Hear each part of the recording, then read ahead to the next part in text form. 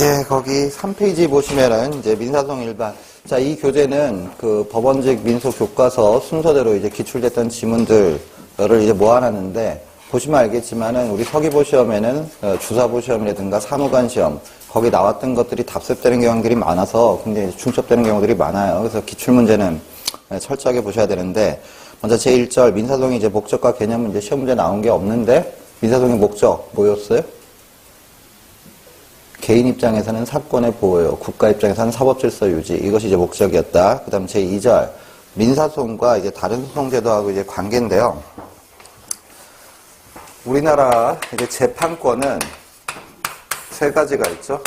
헌법재판권이 있고, 그 다음에 형사재판권이 있고, 민사재판권이 있는데, 민사재판권은 다시 소송재판권이 있고, 비송재판권이 있고, 소송재판권은 통상의 민사재판권, 이게 우리가 지금 공부하는 민사소송이죠.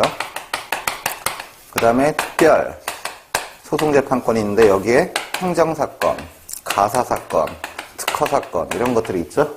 아시다시피 소송하고 비송 사이에 혼동해서 잘못 제기했을 때는 어떻게 한다? 이때는 각하. 그 다음에 통상의 민사재판권과 특별민사재판권을 혼동해서 잘못 제기했을 때는 이송으로 하는 건데, 자, 그걸 아신 상태에서 1번 지문 보시면은 이렇게 소송과 구별해야 되는 게 이제 비송인데, 이 비송사건 중에 하나가 또 형식적 형성해소예요.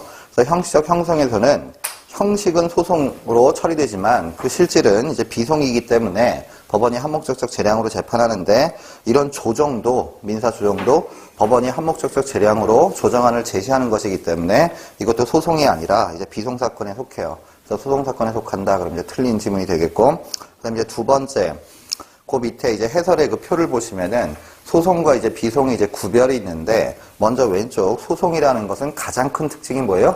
원피고, 이 당사자 지위에 대립이 있다라는 거죠. 근데 비송사건은 신청인과 법원 사이에 무슨 관계예요?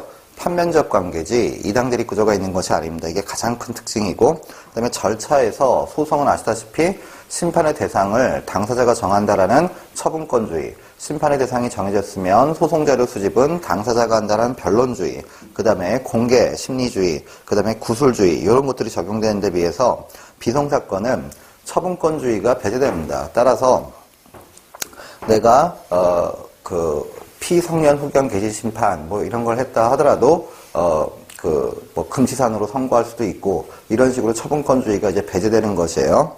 그 다음에 변론주의가 아닌 직권탐지주의, 그 다음에 비공개로 하고 서면주의가 적용되는 게 비송사건이고, 그 다음에 절차도 소송은 원고의 소제기가 있어야 개시되지만 비송사건은 신청 없이 개시되는 경우도 있고, 소송은 판결로서 재판을 하는데 판결로 재판을 하려면 반드시 필요적 변론, 이걸 거쳐야 되겠죠. 필요적 변론이란 말뜻이 뭐예요?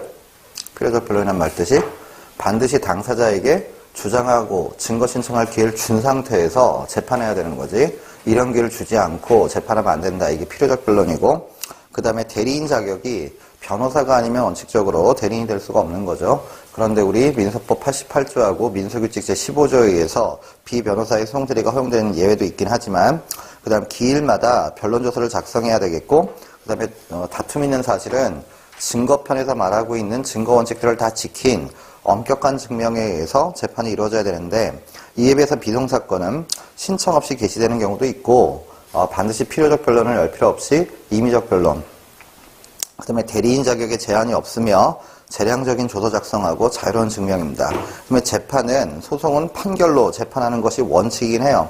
근데 판결에 의한 종료가 원칙 이렇게 되어 있는데, 판결 말고도 소송이 종료되는 경우들이 있나요?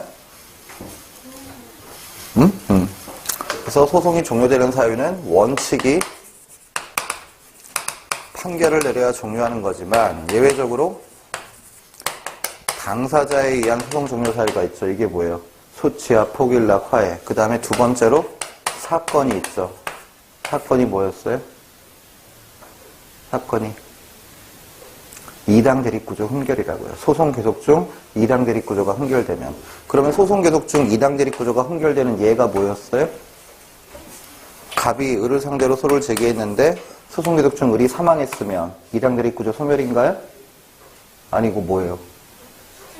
원래 상속인이 당연 승계하고 상속인이 이어받을 때까지 중단시켜주는 거긴 한데, 따라서 소송 계속 중 사망했는데 상속인이 없거나 또는 상속인이 있다 하더라도 승계가 불가능한 소송물이거나 그 다음에 갑법인이 을법인을 상대로 소송을 제기했는데 소송 계속 중 피고인 을법인이 갑법인에게 흡수 합병되거나 이런 경우들이 소송 계속 중에 이당 대립 구조가 흠결되는 경우죠. 그래서 소송은 이렇게 판결이 아닌 당사자나 사건의 소송이 종료되기도 해요. 그래서 판결에서 종료되는 게 이제 원칙이다. 그 다음에 판결을 선고한 법원 스스로도 함부로 취소 변경할 수가 없는 구속력이 있어요. 이걸 세 글자로 뭐라고 하죠? 기속력이라고 하죠.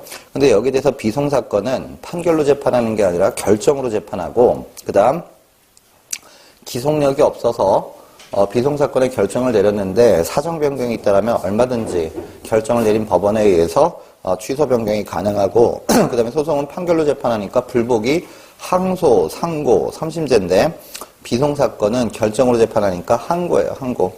그래서 사실상 제2심제 물론 재항고도 할 수 있긴 하지만은 사실상 제2심제로 이루어진다. 그럼 두 번째 지문 한번 보시면은 소송 절차는 쌍방 당사자 대립 구조임에 비해서 비송 절차는 당사자 대립을 전제로 하지 않는다.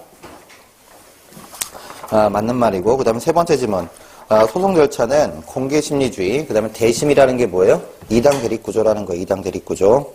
그 다음에 이제 판결이라는 신중하면서도 엄격한 절차이고 맞죠? 양 당사자에게 필요적 변론이기 때문에 충분한 주장, 증명의 기회가 보장된다. 맞는 지문. 이에 비해서 비송 절차는 비공개로 하고 이 당사자 대립이 아닌 비대심이고 그 다음에 판결이 아닌 결정이라는 형식으로 재판을 함으로써 간이 신속한 절차이고 당사자의 절차 보장은 좀 낮은 반면 법원의 재량권이 큰 재량에 의해서 개개사건에 따라서 적절한 해결을 도모한다. 그래서 맞는 지문. 그래서 그 위에 표를 확실하게 기억하시고 또 넘겨보시면 5번 소송 절차에서는 처분권주의, 변론주의를 원칙으로 하고 직권주의는 예외적으로 적용됨에 비해서 그래서 우리 직권 증거조사도 언제 하는 거죠? 당사자가 신청한 증거로 심증 형성할 수 없을 때, 즉 보충적으로 그 다음에 할 수 있는 거죠. 재량적으로. 그래서 이렇게 직권주의가 예외적으로 적용됨에 비해 비송 절차에서는 당사자주의적 요소가 희박하고 직권주의를 원칙으로 하고 있어요. 그 다음에 여섯 번째, 소송 절차에서는 법원이 소송상 자백에 기속되는 데 비해 왜? 변론주의가 적용되니까. 근데 비송사건에서는 변론주의가 배제되는 직권탐지주의니까 자백의 구성되지 않죠. 자, 그래서 우리 계속 지금 복습하고 종합적으로 보는데